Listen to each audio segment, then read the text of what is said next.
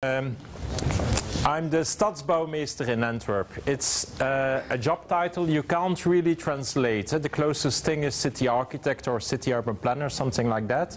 But the special thing is that the Stadsbouwmeester is an independent position. He's supervising quality of all urban projects.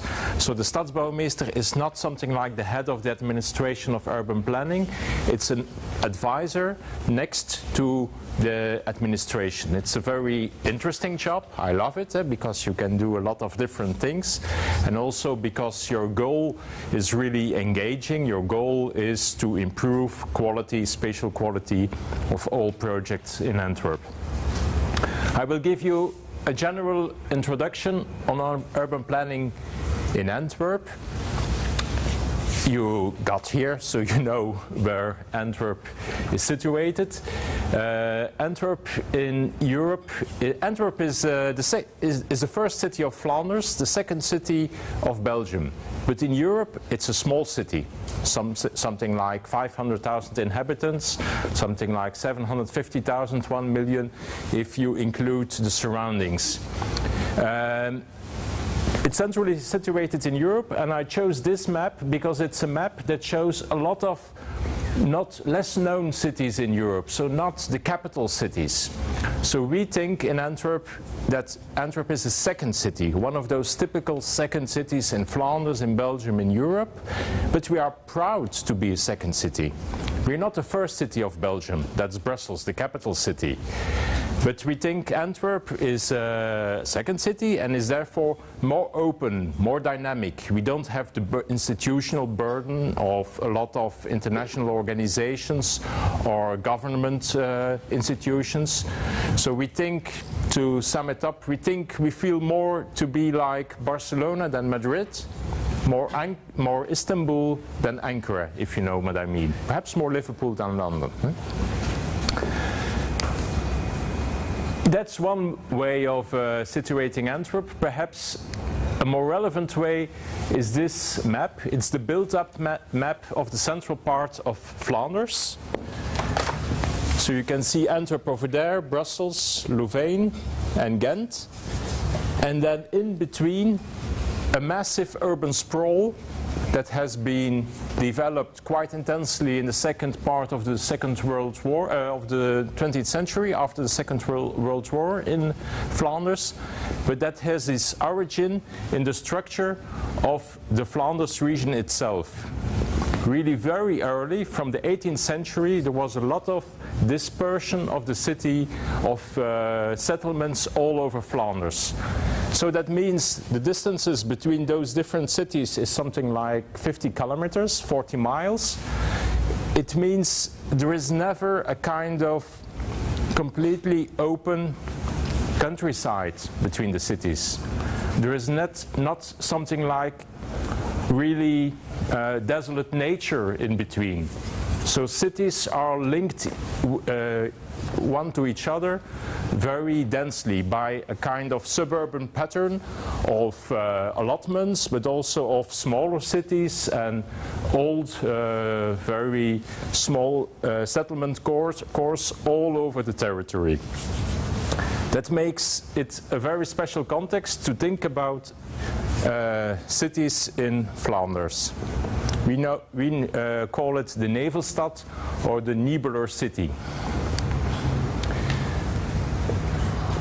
If you look at Antwerp in, let's say, in a very nearly caricature sense, you recognize, of course, the typical pattern of the mid-sized European city. There is a kind of 16th century core. And then there is the 19th century belt around it. Then there is the ring roads. And then with the radial roads leading towards the other cities. Outside of the ring road, there is the 20th century city. So kind of radio-concentric pattern that is typical for a lot of European cities. There is, of course, an important special element in Antwerp, that's the Scheldt. That turns a city into an asymmetrical city instead of a kind of perfect circle city. So on the left bank That's a very special place in Antwerp. It was only developed in the second half of the 20th century in a kind of modernist pattern. It looks like a French ville nouvelle or an English new town. It's not exactly that. So it's part of it is social housing in high-rise slabs, but another part of it is a very middle-class development in how is it called? In low-rise developments, in low-rise housing, houses with gardens, etc. So it's quite a quiet area and not so much a problematic area. And a third element that makes this Antwerp situation special is, of course, the port.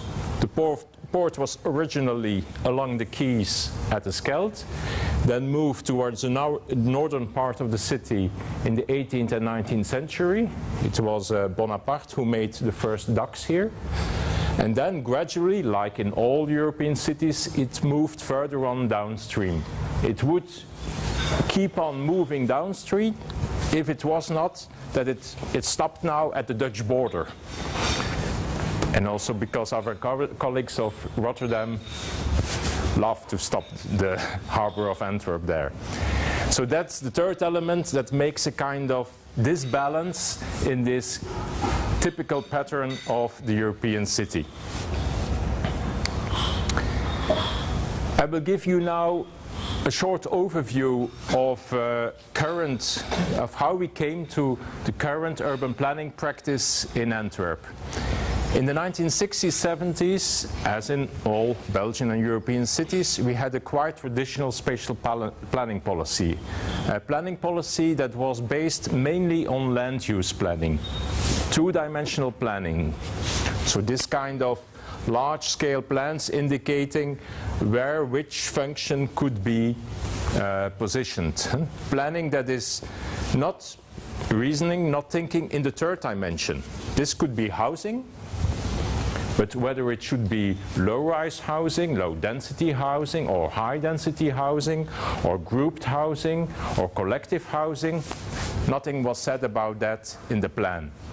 Also not about the architectural aspects, so the very tangible, concrete aspects of urban space, they were not treated in this kind of plans. It was at the end of the 1980s that there was a first shift in the urban planning practice in Antwerp. So when we moved from this traditional land use planning to a more spatial planning in the literal sense, which is showing respect for the architectural aspects or the concrete aspects of urban space. It's what we call in Europe urban design, le projet urbain, or in Dutch, Stadsontwerp. Another current of urban planning that is complementary to that kind of large-scale spatial planning that was already existing in Flanders. So in '89 we had an important international competition in Antwerp for the redevelopment of the waterfront with a lot of international competitors like here Bet Gali, people from Barcelona who were very important at that time. This is a plan by the Japanese architect Toyo Ito for the southern part of the city. So important people, important competition, but in fact not born, not supported by the city government at all. So at that time it was really a kind of bottom-up initiatives by civil society that organized those competitions. Local professors in urban design, local architects, local citizens in Antwerp who realized that there should be a shift in the way of urban planning practice in the city. It was only some years later that those ideas, so the competition was organized, and then in fact nothing was done with the ideas of the competition. It was only some years later that those ideas were picked up again. In a classical sense, that is when money was getting within reach. That was a period when there were a lot of opportunities for using national and European funds for urban renewal, and then the city government realized that if they would like to apply and to have well, some success, they should come up with something new.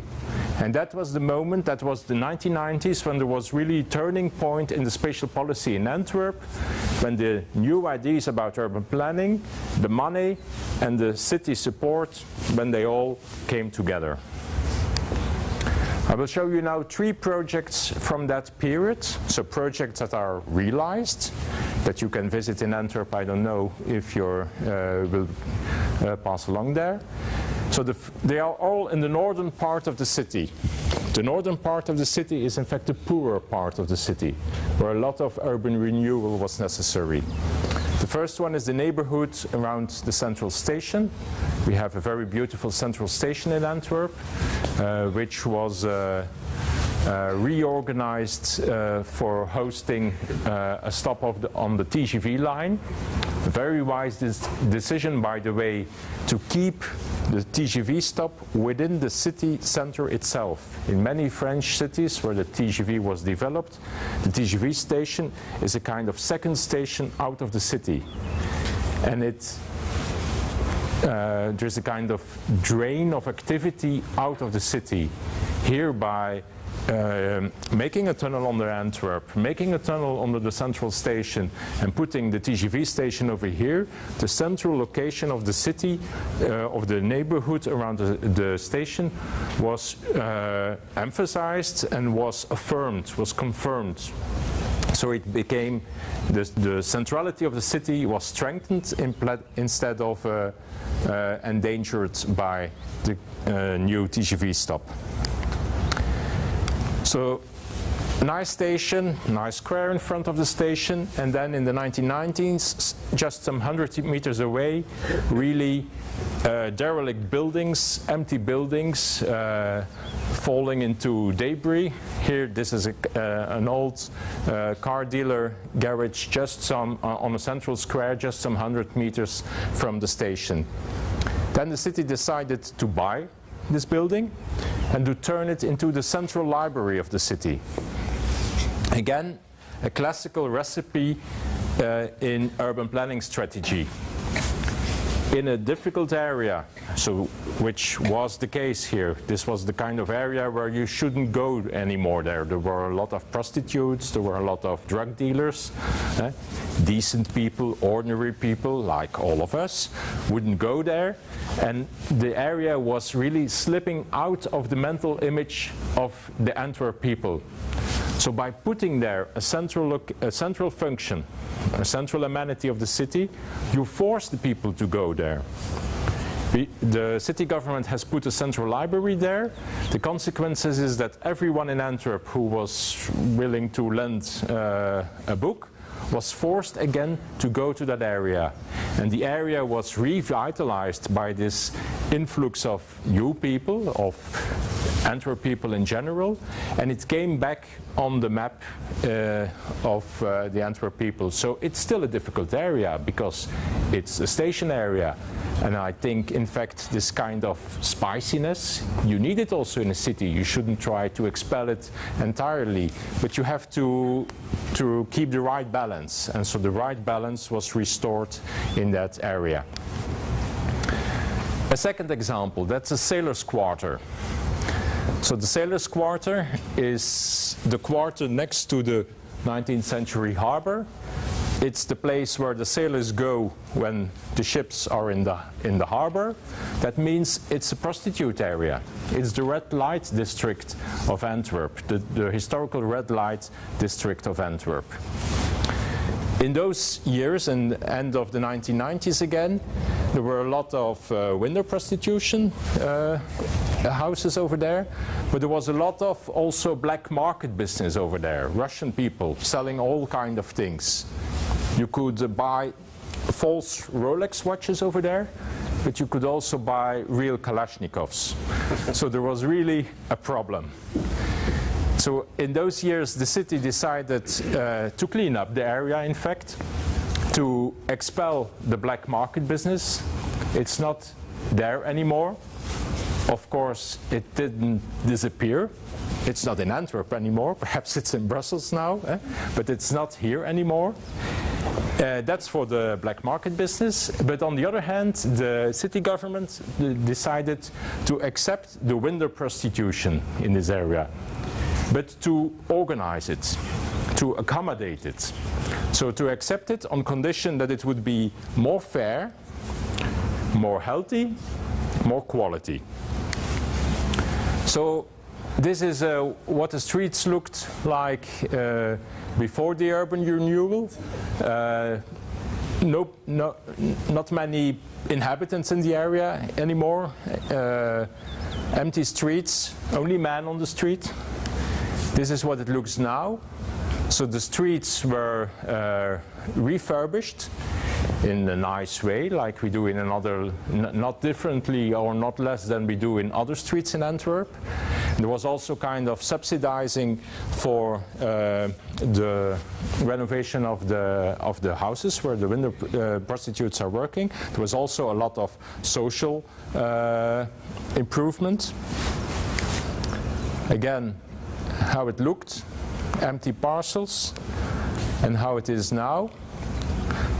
So on that parcel, the city decided to build a municipal healthcare center for prostitutes. So it's, of course, a social intervention. For me, it's quite important because it was also one of the first examples of a new tradition of architectural competitions in Antwerp. So it was one of the first signals of this ambition of putting architectural quality high on the agenda in Antwerp.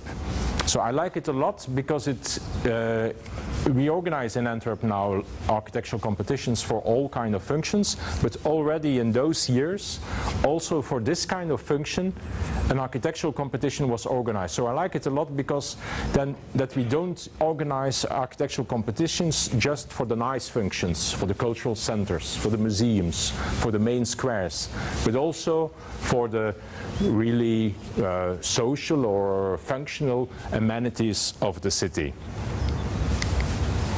And the third example is the Park Spoor Noord, also in the northern part of the city. So this was the sailors' quarter, this is the station area, this is Spoor Noord. Spoor Noord was a railway yard in the 1990s, definitely out of use. Like again, in many European cities, this is the period in which urban infrastructure, industrial infrastructure dating from the Industrial Revolution all over Europe was definitively getting out of use. So it was in fact an empty space in between two of the most dense areas of the cities, but with a wall around it. So hardly no one really knew about it because you couldn't see it.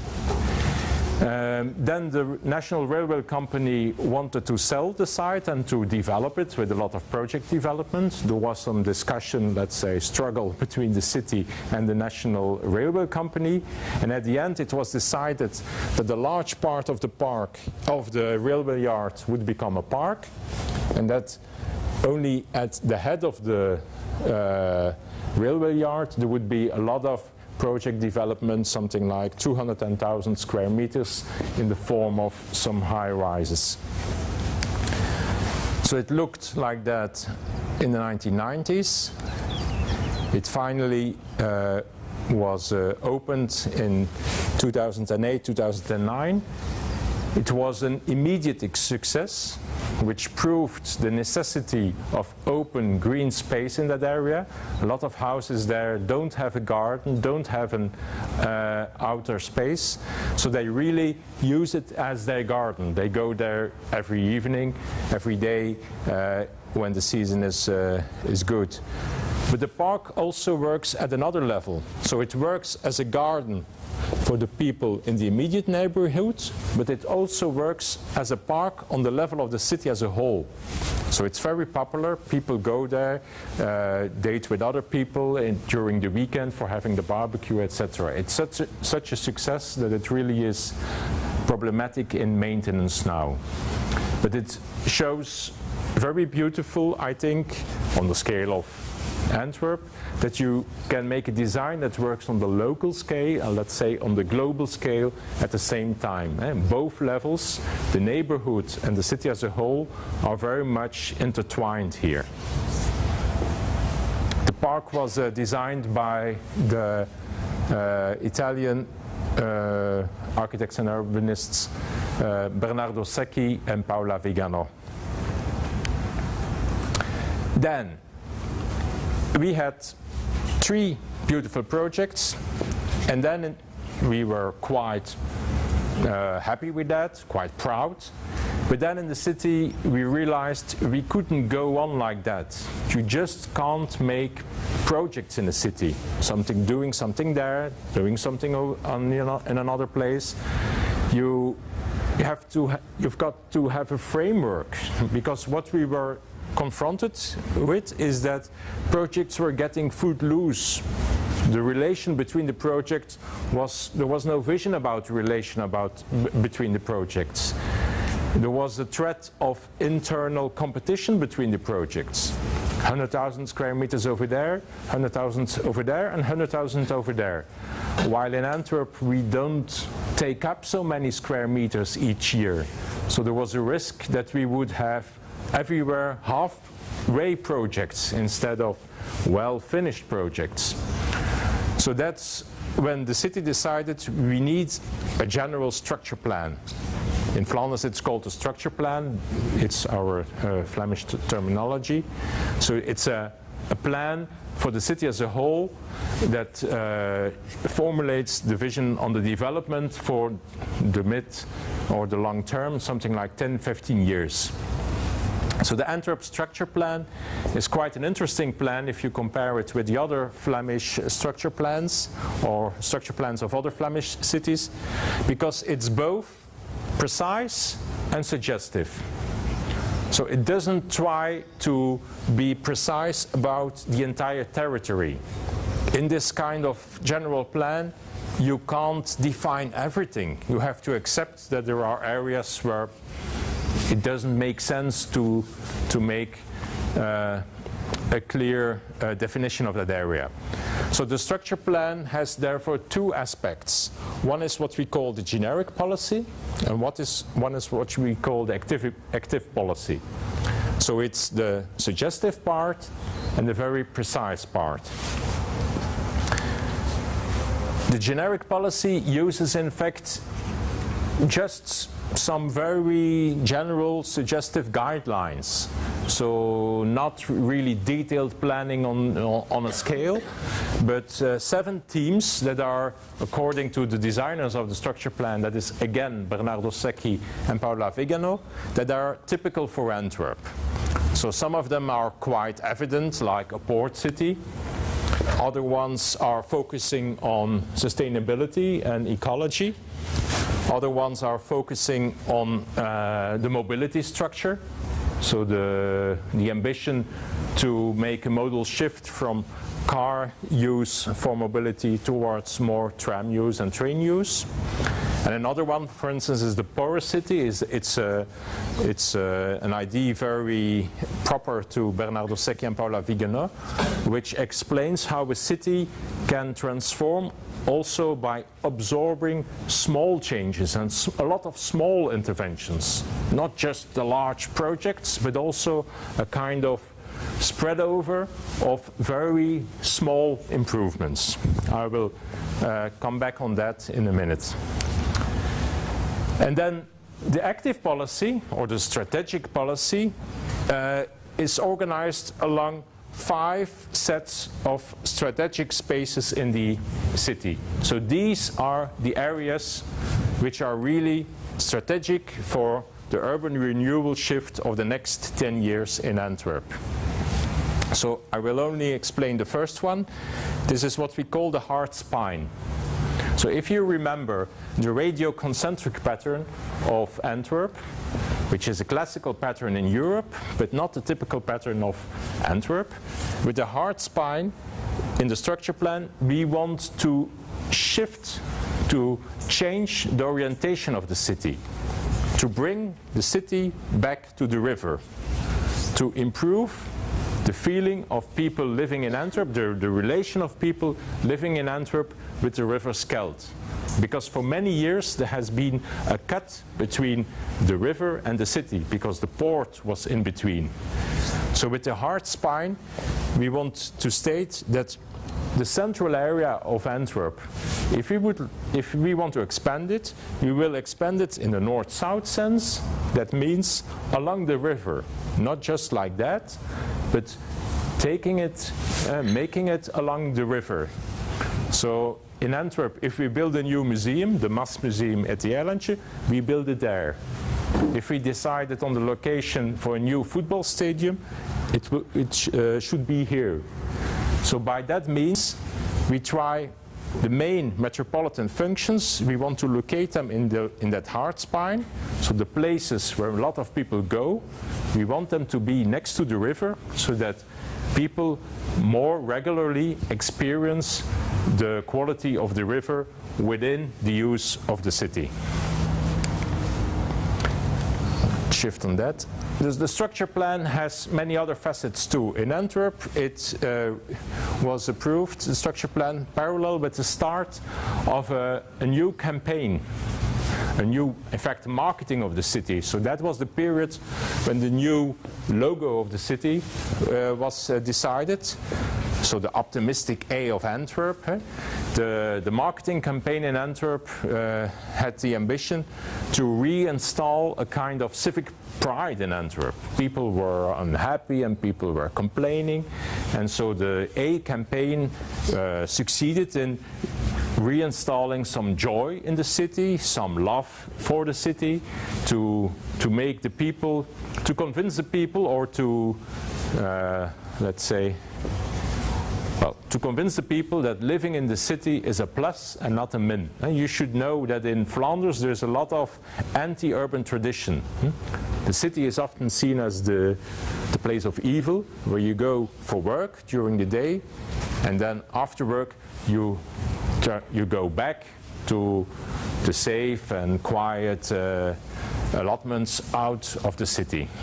So what we want to prove in Antwerp is that the city is the most attractive place to live. Also, after the approval of the structure plan, we reorganized the city departments of urban planning. So the Department of Urban Planning is now organized, subdivided, according to the logics of the structure plan. So the generic policy on a citywide level is taken care of by the regular urban planning department, urban development department. The specific policy, the active policy with the strategic spaces, it is taken care of by a semi-autonomous municipal company. So that is working in a slightly other way on the business aspects. And then also, of course, other departments are interfering in the production of the city today. So this kind of subdivision of the city departments according to the logics of the structure plan guarantees that the structure plan is alive, is really used and is really present during daily activity in the city. And then the last aspect is to prove that we do what we promise. So I told you that these are the strategic spaces. Those are the most important spaces for urban renewal the next years in Antwerp. These are the places where most of our own investments by the city should be located. And so this is the map of the autonomous company for urban development. That is so this map is in fact showing where the investments are really being located, and then you can really see the resemblance. So you can see that in the very concrete activities of the city, we follow quite closely the vision of the structure plan. I will show you now 3 larger projects that are going on now. and that are, in fact, as a sum up, that could be regarded as a kind of summing up of what we are doing in that heart spine of the city. So of how we bring the people of Antwerp closer to the Scheldt. So the first one is the eilandje in the northern part of Antwerp. It's called the eilandje, or the little island, because there are so many dockyards, that some part of the land, of the quay, is in fact surrounded by water and has become a kind of artificial island. So the eilandje was getting out of use as a port at something again in the 1960s, 70s. The fall began, and then in the 1990s it was really not used anymore for real port activity. This is the historical city center, this is the eilandje, and this is where the port is now going on for many kilometers towards the north. So I told you about the Stad aan de Stroom, the important competition we had in Antwerp in 1989, organized by people of civil society in Antwerp. There was another project in that competition by Manuel de Sola Morales, the Barcelonese urban planner, that was in fact trying to make the north-south axis in the eilandje with the intention to link the northern part of the eilandje directly in a very legible way to the city center. The nice thing in Antwerp is that this kind of very first ideas, an idea of 89, that was not picked up at the time, that goes under the radar, let's say, and then so many years later, it's picked up again. So the master plan that was made around 2000 for the eilandje is in fact picking up the same idea again, with here the north-south axis, emphasized by the presence of a new museum, Museum aan de Stroom, the MAS, and a row of residential towers in the northern part. And of course, a major public space as a kind of pedestrian axis making the connection. So ideas can take some time to be realized, but I like it a lot that there is a kind of large-scale, long-time continuity of urban planning ideas here in the city. So we made a model. We already changed it 4 or 5 times. That proves that you don't have to believe anymore in this kind of master planning, old school master planning, that you make a model and that you expect that it will be realized, the model, within some years. This is the kind of master planning or integrated development that was done in, especially in the Netherlands for many years, but that never worked in Antwerp. In Antwerp we have in fact another kind of urban planning tradition. You can see that the development is in fact going very slow. Only 2 of the row of 6 towers are realized now. The third one is in building. The building site is going on now. You also can see that the urban fabric is in fact mixed, and that it is in a kind of slow metamorphosis. Urban blocks are not erased and replaced by a new development at once. Things are going piecemeal. This is because land ownership in Belgium is very much fragmented. So in an urban block like this, you have perhaps 50 or 60 different owners. So that means you never can have a kind of agreement among all owners to replace it by one large-scale project. So you have to go slowly. This kind of high rate of land ownership in Belgium, or house ownership in Belgium, so something like 70% of the people own the house or the apartment in which they live. So that kind of condition has the consequence that the market is also structured in that kind of small-scale way. So don't have really the very large developers like in Germany or in the Netherlands. We have a lot of smaller contractors who are smaller project developers themselves too. For a long time, we thought this was a problem. So we were jealous about the situation in London, Docklands, or in Rotterdam, where things really went quickly. But then came the economic crisis, and then all of those projects in the Netherlands, they stopped as abruptly as they were started once. But then we go on. So we didn't have the advantage of this kind of small structure, more organic urban development, is that the peaks are perhaps less high, but you're falling less deep also when there is a problem. So building activity in Belgium is still going on. There is of course some real estate crisis, but not at such a dramatic scale as it happened in other countries. So we think now it's in fact it's a gift, this kind of condition of small-scale development.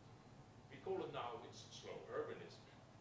And like, you know, with like slow food, a more authentic way of making your food, using local produce, not a more sustainable way, and also a more, well, more qualitative way of making food. So we think in the same way that our urban planning has this kind of qualities, that we are in fact making a more varied city with, with a lot of different architecture, with a lot of different lifestyles, that we are more flexible therefore, that we are able to integrate changes, and that we don't see those changes as a problem, but as an opportunity to bring, again, some authentic feeling in the area, as if the area, the redevelopment of the area has grown slowly, has integrated history, and that it doesn't look like one of those instant cities, one of those new areas that look very nice, but after something like 5 years already look outdated. So this is the nice building. You should go there if you can. It's a very nice building. It's a museum about the city, with the museum rooms, of course, in those black boxes. And then with the public staircase linking all functions. So the staircase is publicly accessible. You don't have to pay. In the summer you can go there until midnight, and you can go until the roof terrace where you have a nice view over the city. The building is very well done. Also, kind of, you really have the feeling that those staircases are carved out of a massive block of natural stone. Again, some images. Let's skip on that. And also this one. The second project I want to tell you about. So first we had the Erlandje. Now I want to tell you about the quays itself. The quays is a strip, of course it's the historical space for the port in Antwerp. It's a strip of something like 100 meters wide and 6 kilometers long, all along the historical city center. It looks like that. It's an incredibly ugly space. In many cities, the quays were refurbished, and then afterwards there was redevelopment on the building waterfront itself. In Antwerp, it happened the opposite way.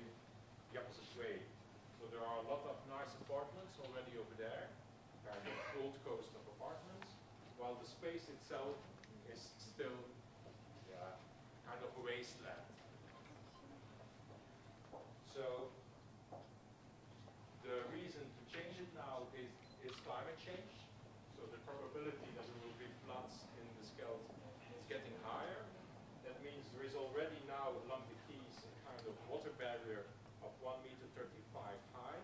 It should be heightened until 2.35 meters. Now it's a concrete wall. It was built by engineers in the 1970s.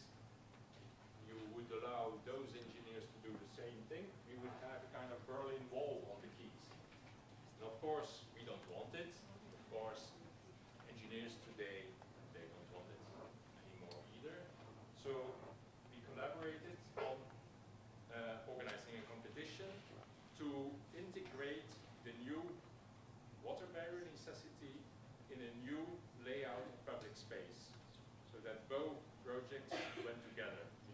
The refurbishment of the surface of the Antwerp quays, and then the integration of a water barrier. So it was a Portuguese landscape architect, João Nunes, who provided us with the winning plan. In fact, he proposed a kind of catalog of solutions. So in each case, this is the dry situation, this is the wet situation. So you could make a dike quite close to the city front, or you could make a very gentle slope and then a mobile system just nearly at the edge. We can do that at several places, but not everywhere because it's very expensive, so we can't afford it for the 6 kilometers. We will do it in the historical parts of the city. Or you could make a much broader and gentler dike, which can integrate, for instance, some parking garage facilities.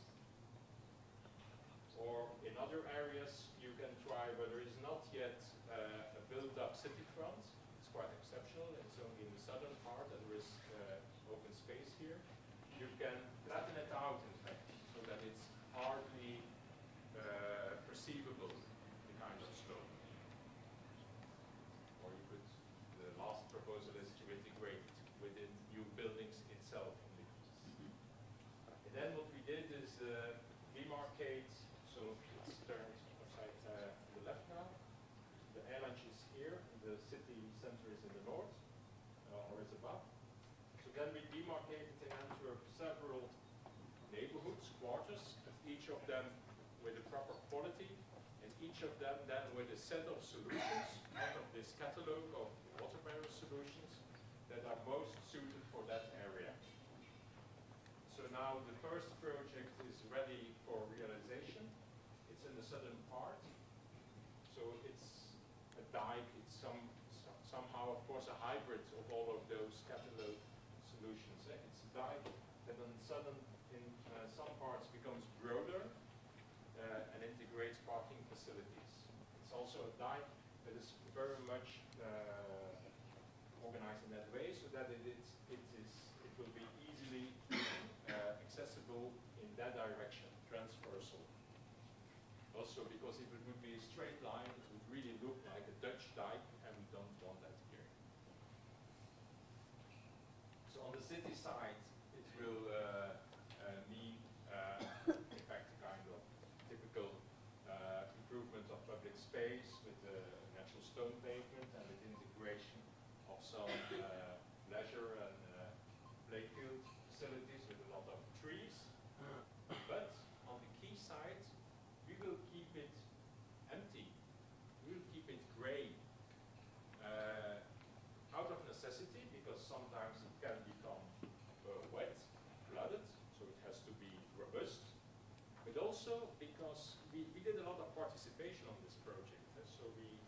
But before we started, we did a participation inquiry, not among the people living at the quays, but about among all people in Antwerp, because we felt that the quays, well, all people in Antwerp have a relation with this Celtic quays. It's not just about the front row.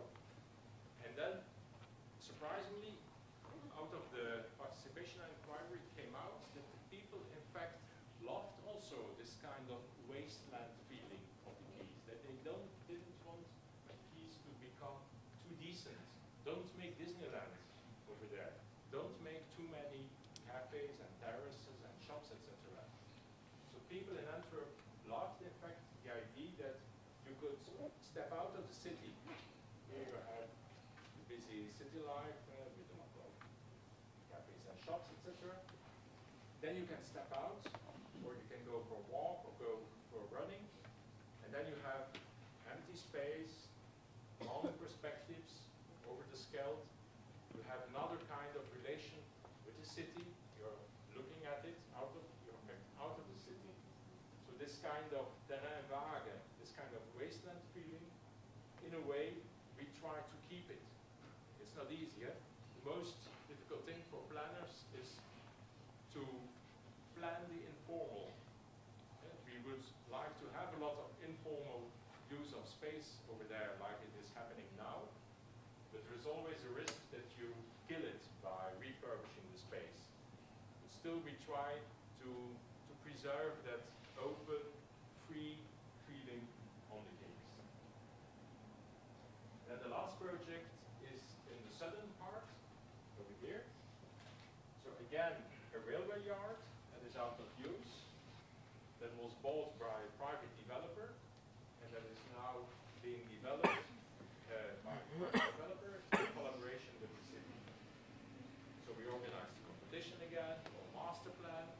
It was again Bernardo Secchi and Paola Vigano who won the competition. It's one of 3, 4 major projects that they realized in Antwerp. It's quite interesting, in fact, to have this kind of relation with an urban planner who knows your city. So who is foreign, who comes from abroad, who imports some ideas, but who has also some local connectedness. So that double effect is quite interesting. If you remember the Toyo Ito plan that was organized like that, again, of the '89 competition, you can see that in fact the same basic idea is reused by Secchi and Vigano. So the streets are perpendicular to the Scheldt in order to have the effect that also if you live not on the first row but somewhere on the second, third or fourth row, that you have this kind of relation with the Scheldt. That the street is open, that the perspective is open towards the open space above the Scheldt.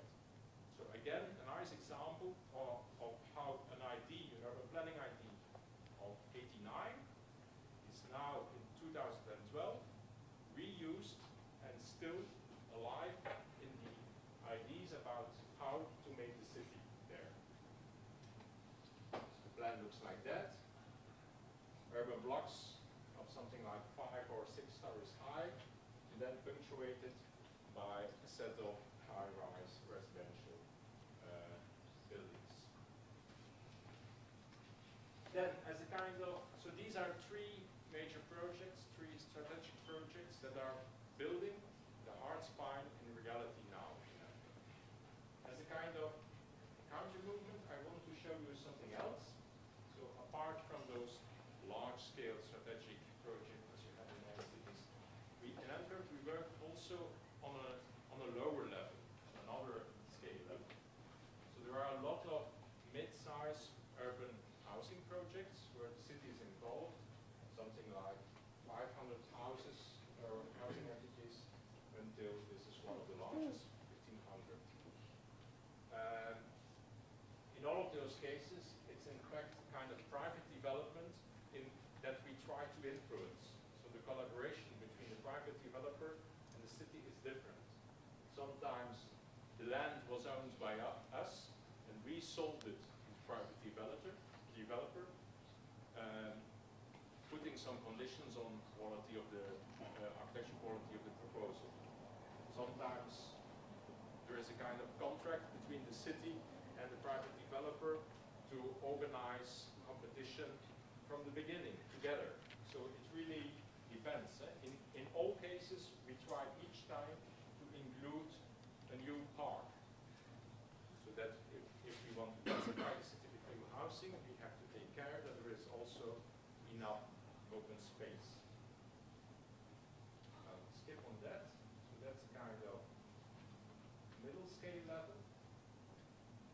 But then perhaps the most interesting program in Antwerp as a kind of counterbalance versus this kind of large-scale urban renewal projects like the Erantje is what we call the Vespa housing program. So the Vespa is the name of the real estate company, public real estate company owned by the city. So what they do in Antwerp is there are a lot of, in the more difficult neighborhoods, there are a lot of houses that are not in use or empty parcels and that are not redeveloped by the market. Things like that. One individual house, typical Belgian situation, so you can't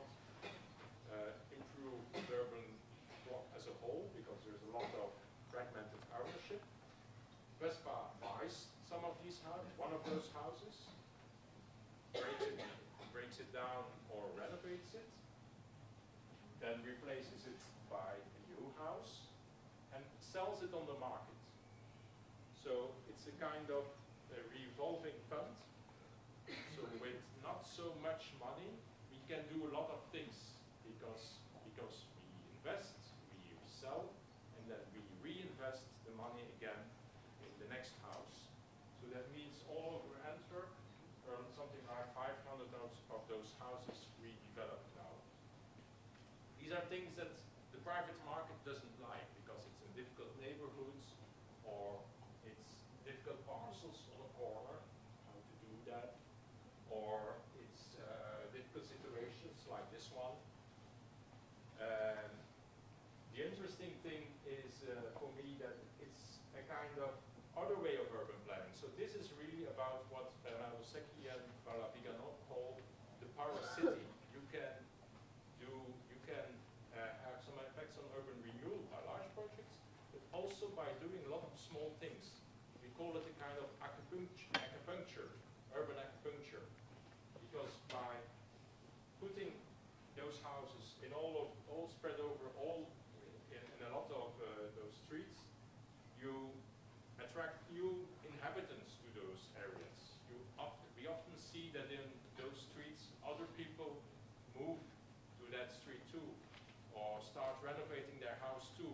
So there is a kind of effect or a kind of impact that is going very slowly and very small in fact, but that is at the level of all interventions all over the city quite important. The next important thing for me is that for building those houses, for designing those houses, we organize competitions among young architects. So it's a kind of stimulation of very young practices in Antwerp.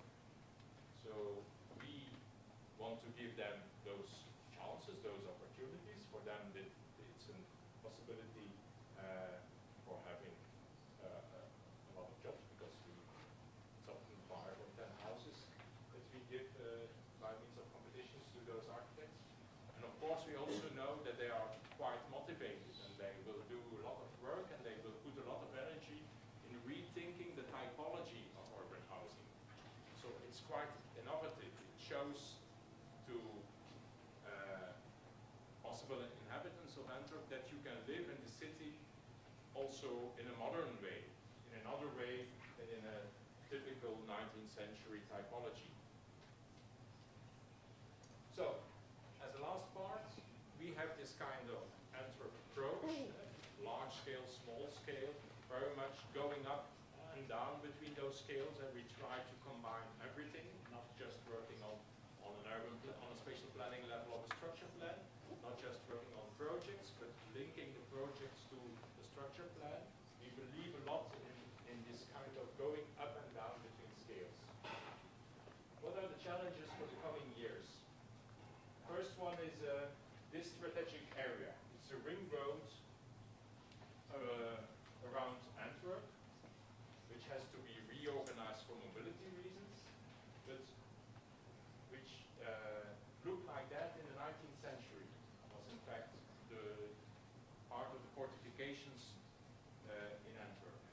In the 1970s, those were times, the new highway and the new tunnel under the Scheldt was opened, was ready. People were making a festival about it. People were very happy with infrastructure. Today it looks like that. It's really a sore. It's a problematic traffic zone in Antwerp. Out of the participation inquiries we did for those areas, someone was stating it's normal that it is so ugly over there. So there is a kind of acceptance that this kind of 20th century infrastructure space is not pleasant, is not livable. So that's what we want to change now. So the project for the ring road, for the green signal around Antwerp, it's a project that we are starting up now.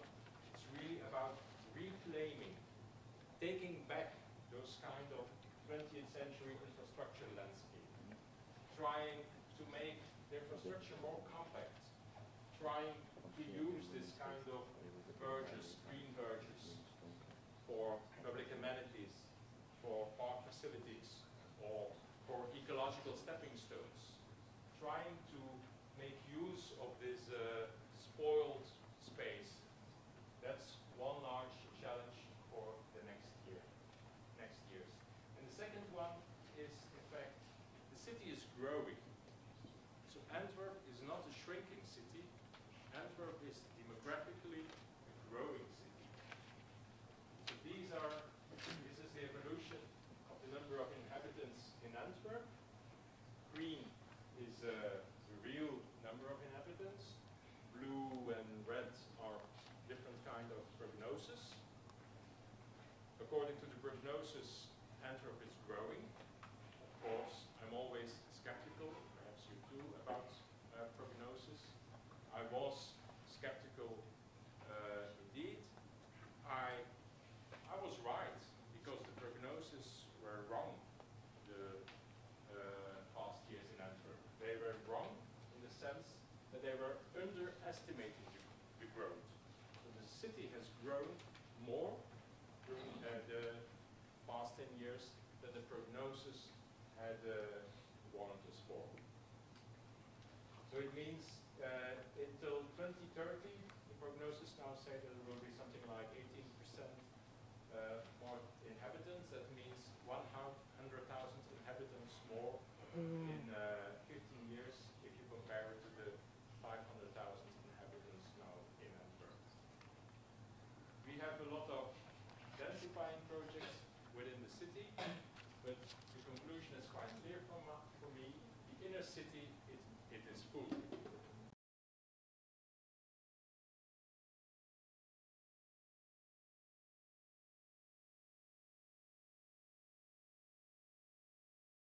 You can't keep on densifying, redeveloping, doing urban renewal, etc. If we have to house 100,000 more inhabitants within the city core itself, it won't work.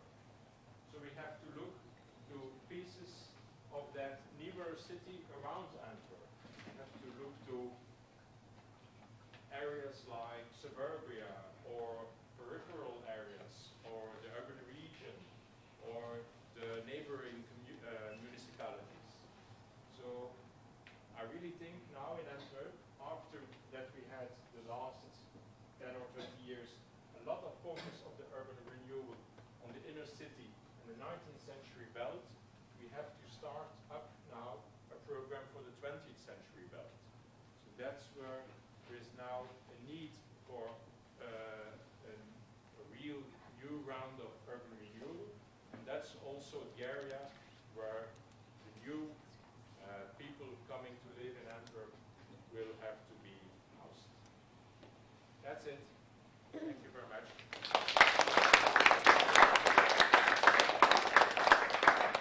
If you have questions, I'll be glad to answer them. I don't know if there are any questions. Any questions from the floor? Excuse me, you mentioned sort of neighboring local authorities and definitely more complicated to be able to work. Did you have like some form of regional planning or collaboration with neighboring authorities? No, that's very difficult. So we have, in Belgium, effectively, we have the city level, and then the regional level, that means the Flemish level as a whole. There is a kind of provincial level in between, but that's not very active. So what is really needed is a kind of regional level of central city and the neighboring municipalities. That's very difficult to do because there's a kind of disequilibrium between both both authorities. There's a lot, of course, the neighboring municipalities are the richer, greener municipalities, and they, in fact, they want to keep the city out of it, out of their territory. While, of course, Antwerp tries to expand and tries to include these kind of municipalities within the urban development as a whole. So that tasks now to start up, well, there were done a lot of efforts, but to start up a really effective platform for discussion among Antwerp and the neighboring municipalities. Some other questions? So you mentioned at the beginning that there's a cultural tradition for commuting, for preferring to live further away, which I guess might make some of the proposals that you mentioned at the end of like half work. Can you explain why that aligns the cultural preference to work in the city? Well, yeah, it dates very early. So first there is a kind of, well, Did everyone understand the question? so why is there's kind of cultural, well, not tradition, but preference to commute, to live in the countryside, and to only go for work towards a city. So from the beginning on, the landscape, the territory in Belgium was very densely populated. So there has always been a kind of small maze network of roads. So first, the infrastructure was already there. And then, especially in the 20th century, there was, among the Catholic Party, there was a kind of contrast between the Catholic parties and the socialist parties. The Catholic parties very much promoting living in the countryside, living in a single house, and not going to live in the city. The city was seen as the place of evil. So individual single housing. And in that period, Catholic parties were dominant in the national government. The infrastructure was adapted to stimulate that, to allow it more and more. So there was in the end of the 19th and beginning of the 20th century, for instance, an important public transport by rail, bringing all over Flanders. It disappeared now, it's a pity. But that was enabling this kind of lifestyle. Secondly, it was also financially stimulated by fiscal stimuli, etc. So it was very much promoted, and therefore it got deeply rooted in the minds of people. Until now, for people from my generation, for instance, it's if you ask them what's your dream for the future, they will tell you having an own house with my family and a garden around it. And of course, in the city center, there's no place for your separate house with a garden around it, garden next to the house. This ideal image is only possible in the countryside. So that's why people come to the city to work and then go back home every night by train or car. But still, it's getting to an end because now large parts of Flanders are suburbanized, and also there, there is not enough open space left anymore.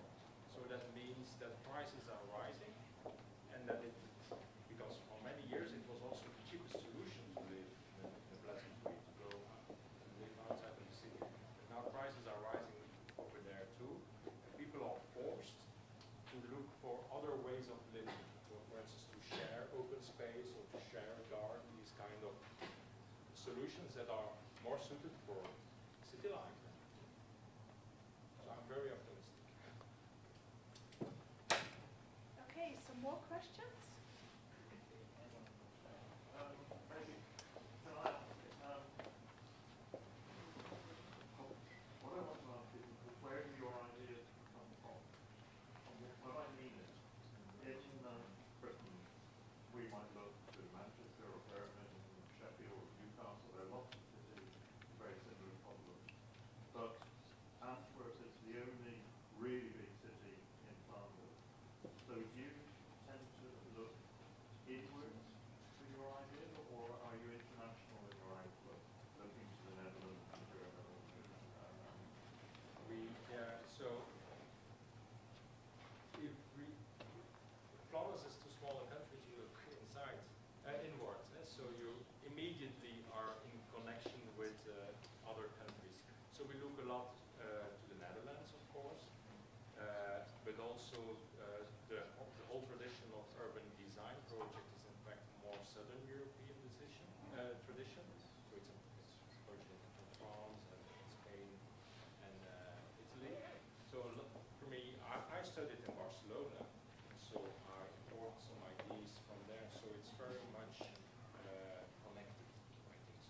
but that's, I think that's typical for a small country. So, Yeah, well, it's interesting that you have this international angle, which maybe you wouldn't find so much in a bigger country. no, yeah, I think that's, well, there are a lot of disadvantages of being a small country. That's one of the advantages.